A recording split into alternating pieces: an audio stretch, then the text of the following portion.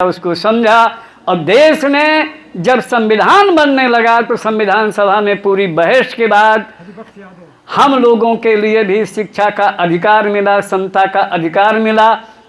सबसे बड़ा जो अधिकार मिला, मैंने कहा, हमें राजा बनने और राजा बनाने का अधिकार मिला।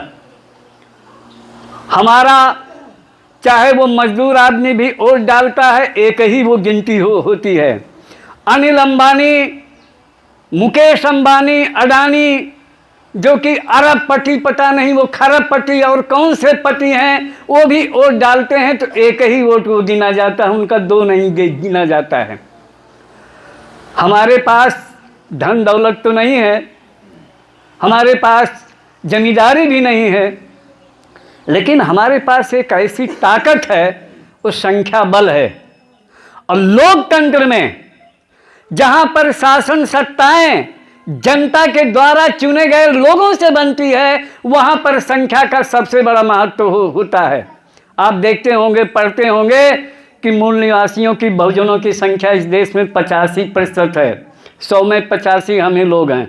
जरा आप मन में कल्पना करके सोचिए कि आज के इस लोकतंत्र के दौर में ये 85% जो हमारी ताकत है, जिस दिन ये जागृत हो गई और अपने कुछ नहीं करना है, न बंदूक चलाना है, न भाला चलाना है, न बंदूक चलानी है, केवल अपने जो हमको अधिकार मिला है वोट का, इसको सही सही प्रयोग करना है, समाज के हित में प्रयोग करना है। हमारे पास इतनी बड़ी ताकत है कि आप मांगने के नहीं। हमारे महापुरुषों ने कहा था, हमारे साथियों को याद होगा कि मान्यवर कांशीराम साहब ने कहा था कि हमें मांगने वाला नहीं, देने वाला समाज बनाना है।